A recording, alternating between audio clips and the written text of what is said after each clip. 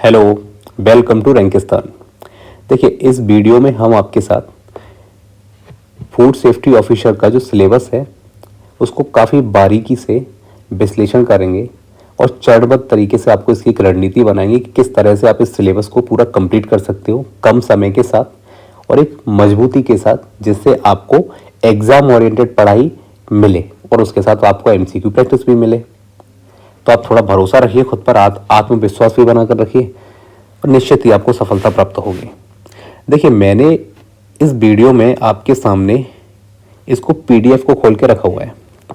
इसमें आपको जो सिलेबस दिखाई दे रहा है, ये सिलेबस आपका ऑफिशियल सिलेबस है।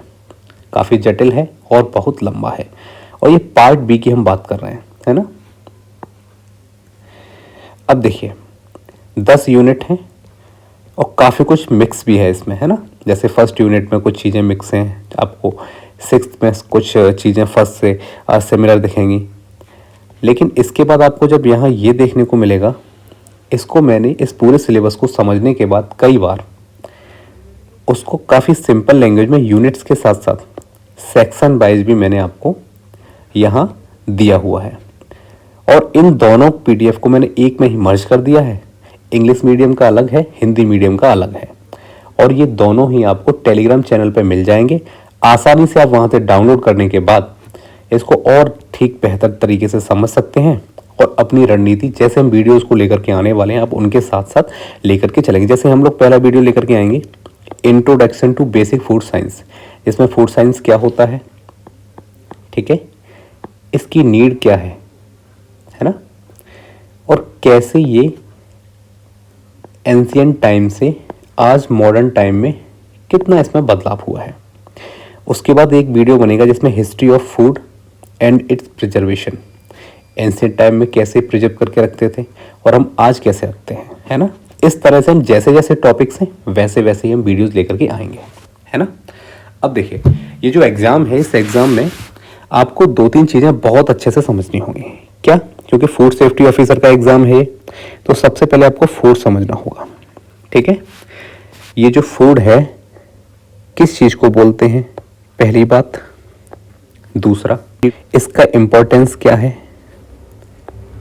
ठीक है। तीसरा, ये जो फूड है इसमें न्यूट्रिशन वैल्यू कितनी होती है, जिसको आप प्रॉपर फूड बोलेंगे, है ना। अब ये जो फूड है इसकी प्रॉपर्टी क्या क्या होती है ना। जैसे फूड से जो आपको न्यूट्रिशन वैल्यू मिलेगी वो 2 तरह से मिलेगी। एक आपको मैक्रो न्यूट्रिशंस मिलते हैं, एक आपको माइक्रो न्यूट्रिएंट्स मिलते हैं। कहाँ से मिलेंगे? फूड से मिलेंगे।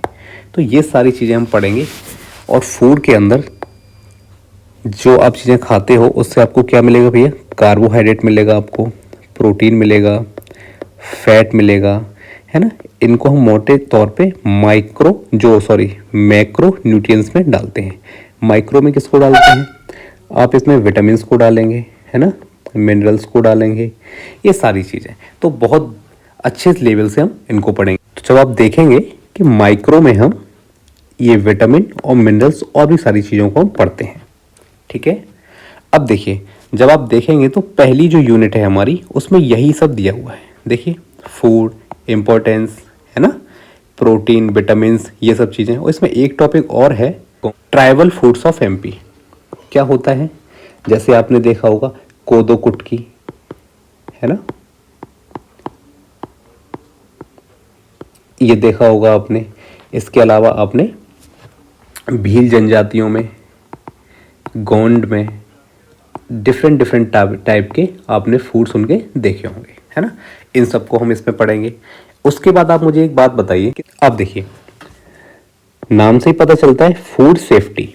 किस किस से सेफ रखना है भैया?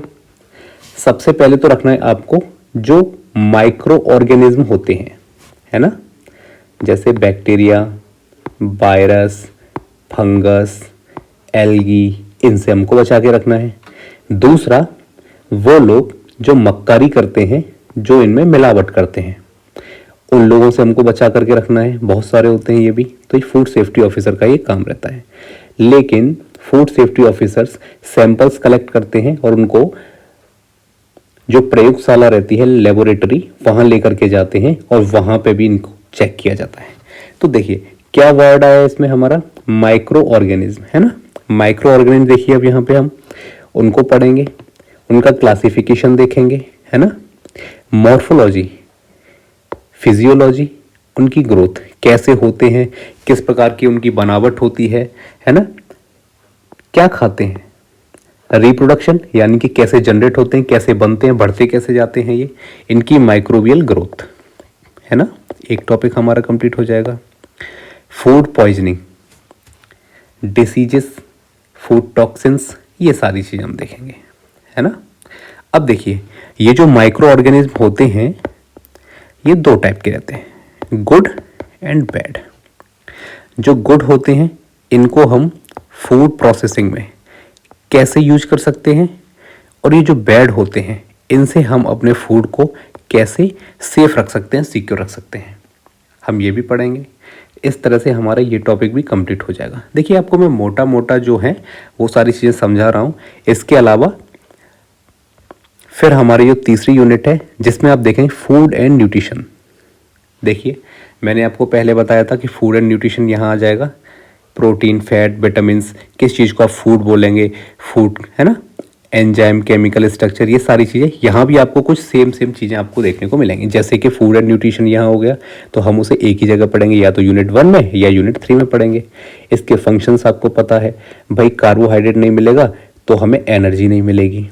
ऐसे ही अगर हमें प्रोटीन नहीं मिलेगा तो बॉडी में हमारे जो मसल्स हैं उनकी बिल्डिंग नहीं होगी। समझ आ रहा है।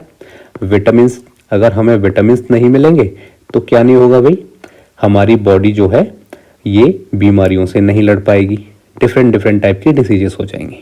तो हम इनको पढ़ेंगे। समझ आया। इसके बाद BMI, बॉडी मास इंडेक्स, ये कैसे कैलकुलेट करते हैं, किसी की हाइट इतनी है, उसमें वेट इतना है, तो उसमें बॉडी मास इंडेक्स, ये सारी चीज़ें कैलकुलेट करने के मेजरमेंट्स होते हैं, उनको हम पढ़ेंगे। बहुत छोटा सा टॉपिक है, ये सारे टॉपिक सिर्फ एक वीडियो के 30 मिनट की मुश्किल से, है ना, बहुत छोटे हैं। इसके अलावा अब देखिए न्यूट्रिशन अगर आपको अच्छे से नहीं मिलेंगे तो माल न्यूट्रिशन हो जाएगा, कुपोषण हो जाएगा, है ना। माल न्यूट्रिशन शॉर्ट में लिख देता हूँ, कुपोषण हो जाएगा। अब इस कुपोषण से बचाने के लिए गवर्नमेंट स्कीम्स क्या क्या हैं, क्या क्या प्रोग्राम्स चल रहे हैं, उनको पढ़ेंगे। तो देखिए ये आ गए, national food security mission, health in India, ये nutrition and health in India, तो ये भी हम पढ़ेंगे। बहुत छोटा सा टॉपिक है, ये भी कंप्लीट हो जाएगा। अब देखिए 4th नंबर का जो हमारा यूनिट है वो हमें बताता है फूड प्रिजर्वेशन, जो कि मेन टॉपिक है एक तरीके से। ठीक है बेटा, आपने रॉ फूड, देखिए समझिए, छोटी सी बात मैं आपको समझाना चाहूँगा। जैसे खेत से, है ना, एग्रीकल्चर एक लैंड है, ये हिस्सा है, यहाँ से आपने मान के चलिए गेहूं उगा लिया, है ना, वीट प्रोडक्शन किया आपने यहाँ मैंगो प्रोडक्शन किया, वो आपने ले लिया। क्या ज़रूरत है इसके लिए फूड प्रोसेसिंग करने की, सीधा यहाँ से तोड़ो खा लो, है ना। लेकिन ऐसा नहीं होता है ना। कारण है कि कई बार ऐसा समय होता है कि क्लाइमेट ऐसे चैलेंजेस आ जाते हैं जिनकी वजह से आपकी जो एग्रीकल्चर है बहुत बुरे तरीके से इफेक्ट होती है। इसकी वजह से हमें बुरे समय के लिए हमें खाने को बचा कर रखना होता है लंबे समय के लिए, है ना। इसके लिए हम क्या करेंगे बेटा, फूड प्रोसेसिंग करेंगे। बहुत सारी टेक्निक्स उसमें होती हैं, उनको हम आगे जाके डिटेल में पढ़ेंगे, समझेंगे। देखिए जैसे आपने एक मैंगो तोड़ा, आप खा लेंगे, उसको ख़त्म हो जाएगा। आपने बहुत सारे तोड़े तो कई सारे लोग मिलकर उसको खा के ख़त्म कर देंगे। लेकिन मान के चलिए उस पेड़ पे इतने सारे हैं कि आप सारे लोग उसको खा के ख़त्म नहीं कर सकते, तो आपको उनको लंबे समय तक के लिए प्रिजर्व करके रखना है। तो आपको क्या करना होगा, जैसे मान के चलिए आपने उसका जैम बना दिया। अब जैम आप जानते हो कि एक मैंगो की अपेक्षा जैम ज़्यादा लंबे समय तक जो है सेफ रह सकता है ना। इसकी वजह से हमको फूड प्रोसेसिंग की आवश्यकता होती है। और क्या होता है इसके अलावा, हम एक ही चीज़ से कई सारी, जैसे वीट हो गया, हम इससे गेहूं फ्लोर भी बना सकते हैं, इससे हम ब्रेड भी बना सकते हैं, और भी इससे हम बिस्किट्स बना सकते हैं। बहुत सारी चीज़ें हम इनसे बना सकते हैं। ये तभी आसान होगा या ये तभी मुमकिन होगा जब हम फूड प्रोसेसिंग के द्वारा, फूड प्रिजर्वेशन के द्वारा, अच्छी पैकेजिंग के माध्यम से, अच्छे से स्टोरेज करके हम जो इन चीज़ों को रखेंगे। ठीक है, तो फूड प्रिजर्वेशन में हम उनके प्रिंसिपल्स, मेथड्स देखेंगे। एक वीडियो का है ना, एक 35 मिनट की वीडियो में ही कंप्लीट हो जाएगा। उसके बाद भाई थर्मल और नॉन थर्मल जो टेक्नोलॉजी है प्रिजर्वेशन की उसको पढ़ेंगे। फूड पैकेजिंग आप समझते हो बेटा, आपने देखा होगा अपने ही टाइम में पहले फूड पैकेजिंग कैसे टाइप की होती थी, और आपने अपने सामने ही बहुत सारी चीज़ों को देखा होगा। फूड पैकेजिंग में आपने कई कंटेनर्स देखे होंगे, है ना, कंटेनर में फूड बंद होके आता है। कई ऐसे पैकेट्स देखे होंगे जिनमें आता होगा, जैसे आपने देखा होगा ऐसे स्ट्रॉ डाल के आप जूस पीते हैं, इस प्रकार के भी आपने देखे होंगे। तो हम इनको सबको देखेंगे कि एयर टाइट क्या होता है ना, कंटेनर वाली जो पैकेजिंग होती है वो कैसी होती है। एक होती है नाइट्रोजन, जिसमें हम मिक्स करते हैं ना, नाइट्रोजन गैस डालते हैं जिसकी वजह से वो प्रिजर्व होके रखे, इसको कैसे करते हैं, है ना।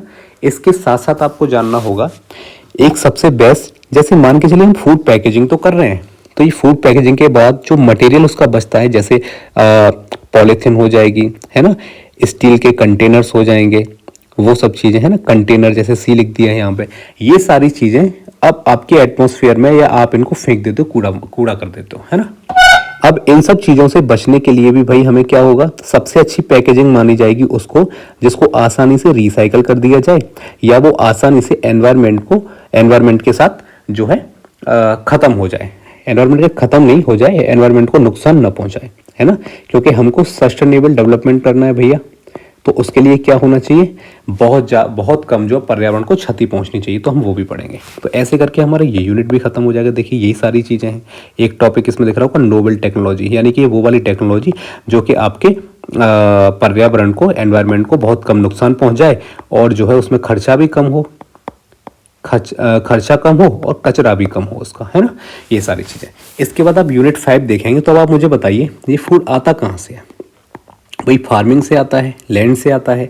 तो फार्मिंग, अब हम इंडिया की जो कॉन्टेक्स्ट में हम फार्मिंग को पढ़ेंगे कि इंडियन एग्रीकल्चर का भी स्टेटस क्या है ना, मॉडर्न कौन कौन सी टेक्नोलॉजी हम लोग यूज कर रहे हैं, क्या क्या कंपोनेंट्स उसके होते हैं। इसके अलावा अब जब एग्रीकल्चर आ जाएगा तो हम यहाँ पे देखेंगे कमर्शियल फार्मिंग, और हम नाबार्ड भी इसमें इन्वॉल्व हो जाएगा, ICAR हो जाएगा, जिसको हम स्टेट एग्रीकल्चरल यूनिवर्सिटीज़ कहते हैं। इनको भी हम पढ़ेंगे, कुछ इंस्टीट्यूशंस होते हैं, है ना, इनको पढ़ेंगे।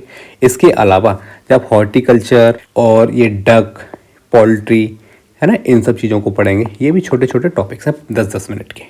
इनको पढ़ने के बाद कुछ स्कीम्स एग्रीकल्चर को अच्छा करने के लिए, इसको सब लोगों के लिए बेहतर तरीके से प्रोडक्शन भी हम लोग कर पाएँ, और जो किसान हैं उनकी भी स्थिति, इकोनॉमिक जो स्थिति है उसको हम सुधार सकें। उसके लिए क्या क्या यहाँ पे अपॉर्चुनिटीज़ और क्या क्या गवर्नमेंट की स्कीम्स हैं उनको भी हम देखेंगे। इसके अलावा हमारी 6 यूनिट है जिसमें food safety, quality control, hygiene and standards, बहुत बेसिक सा चैप्टर है ये वाला, इनको देखेंगे। इनके कुछ स्टैंडर्ड्स हैं वो भी देखेंगे, सैनिटेशन वगैरह, है ना, वेस्ट डिस्पोजल कैसे करना है, वो सब चीज़ें। ये कुछ, ये वाला जो यूनिट 5 है ना और यूनिट 6 है, ये मिला जुला यूनिट है। ऐसे बहुत सारे टॉपिक्स आप इनमें पढ़ चुके होंगे 5 में और 4 में, जो 6 में भी आपको देखने को मिलेंगे, तो हम एक ही जगह इनको कवर कर लेंगे, है ना, ये चीज़ है। फिर आता है यूनिट 7, है ना। इसमें क्या देखेंगे, इंटीग्रेटेड एग्रीकल्चर प्रोडक्शन टेक्नोलॉजी। देखिए केवल एग्रीकल्चर से आपका काम नहीं होगा, आपको इसको कमर्शियल बनाना पड़ेगा, इसमें टेक्नोलॉजी को इन्वॉल्व करना पड़ेगा, तभी जाकर के जो क्या होगा, कम खर्चे के साथ अच्छा प्रोडक्शन हमको मिलेगा, ये आपको देखना पड़ेगा, है ना। एक साथ आपको 2 एग्रीकल्चर करनी पड़ेंगी, जैसे एनिमल हस्बेंड्री हो गई, है ना। इसके अलावा आपको क्रॉप प्रोडक्शन, सीरियल, पल्सेस, ये सारी चीज़ें, ऑयल सीड्स, मिलेट्स बहुत इंपॉर्टेंट है, कई सारे पेपरों में इससे क्वेश्चंस आ चुके हैं और आएंगे भी, क्योंकि यही भविष्य है। बाकी इसके अलावा crop management, pest management, water harvesting, ये सारी चीज़ें भी हम पढ़ेंगे। सॉइल की हेल्थ देखेंगे, ये सब चीज़ें। इसके अलावा हमारा यूनिट 8 है एनिमल प्रोडक्ट प्रोसेसिंग, इसको भी देख लेंगे हम।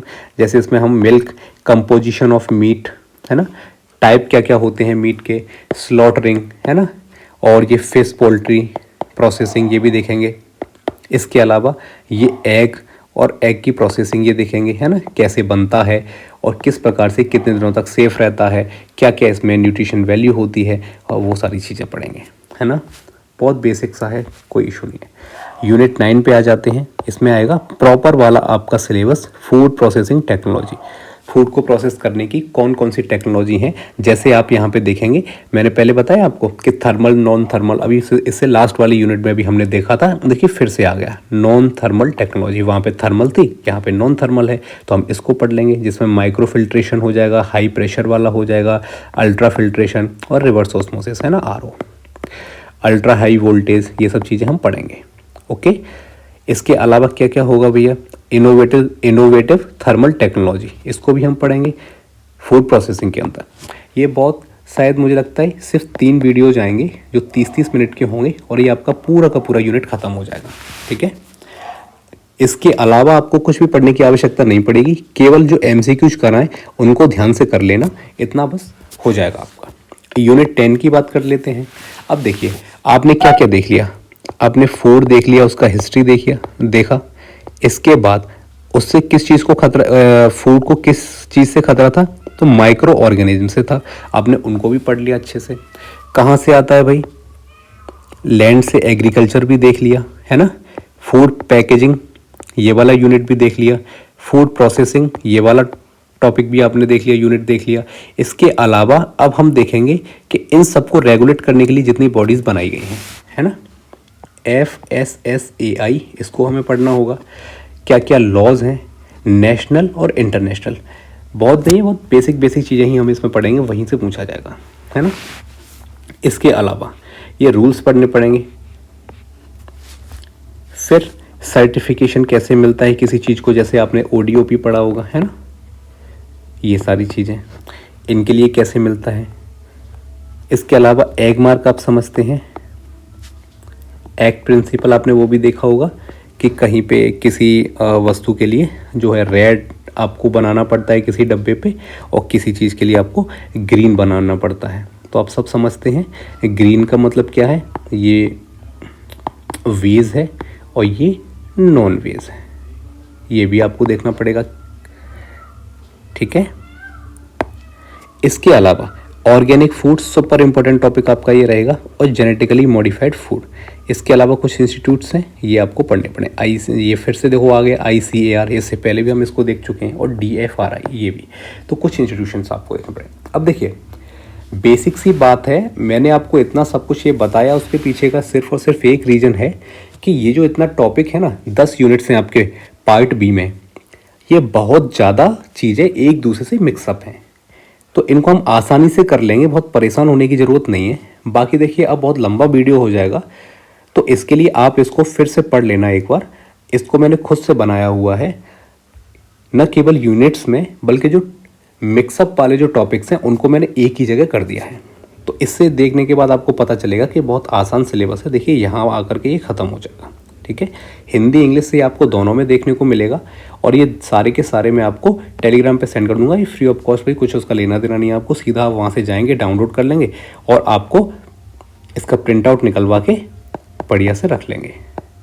रखना तो नहीं है, अपनी वॉल पे कहीं चिपका लेना, और उसको देख के भाई जब पढ़ाएं तो आप उससे पढ़ते जाना और रिलेट करते जाना कि हाँ, पूरा सिलेबस हम कवर कर रहे हैं। हाँ, एक बात और, अब जो नेक्स्ट वीडियो आएगा उसमें आपको इस एग्ज़ाम का पार्ट B, इसके अंदर यूनिट 1, उसका टॉपिक 1, इसको इन डिटेल कराया जाएगा वीडियो में, एक वीडियो में, है ना, और उसके MCQs ये और नोट्स, ये आपको कहाँ मिलेंगे, टेलीग्राम पे, और वीडियो कहाँ मिलेगा, YouTube पे। ठीक है, तो कनेक्ट रहना, यहाँ आपको मिल जाएगा। और फिर से आपसे मैं एक बार कह रहा हूँ, ये पूरा का पूरा पेपर का पार्ट B हम YouTube पे फ्री ऑफ कॉस्ट कराएंगे, और आप यकीन माने उस लेवल का करा देंगे कि यहाँ से क्वेश्चंस बाहर आपको जाने को मिलेगा ही नहीं। थैंक यू, धन्यवाद।